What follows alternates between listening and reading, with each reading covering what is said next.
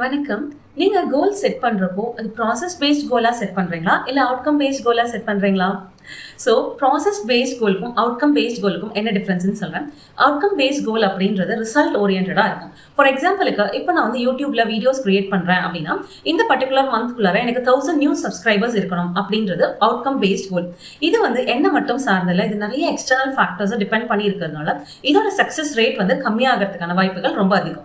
இதே process paste கோல் அப்படின்னா, நான் வந்து YouTubeல வீடியோ கிரியேட் பண்றேன். நான் டெய்லி வந்து வீடியோ போஸ்ட் பண்ணுவேன். கண்டிப்பா ஒரு நாளைக்கு ஒரு வீடியோவாவது மினிமம் போஸ்ட் பண்ணுவேன். அப்படின்றது ப்ராசஸ் பேஸ்ட் கோல். அதாவது அந்த ப்ராசஸ்ல ஃபோக்கஸ் பண்ணி வைக்கிறப்போ, இது ஃபுல்லா என்ன மட்டுமே தான் டிபெண்ட் பண்ணியிருக்கு.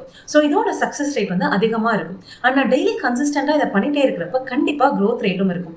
இந்த growth ரேட்டும் இருக்கிறப்போ, இது ஆட்டோமேட்டிக்கா என்னோட கான்ஃபிடன்ஸையும் பூஸ்ட் பண்ணும். ஸோ நான் என்னோட கோலை வந்து ஈஸியா அச்சீவ் பண்ணவும் முடியும். ஸோ நீங்க கோல் செட் பண்றப்போ அது ப்ராசஸ் பேஸ்டா இருக்கா இல்ல அவுட்கம் பேஸ்டா இருக்கான்னு பாருங்க. இது உங்களுக்கு சூட் ஆகுது அப்படி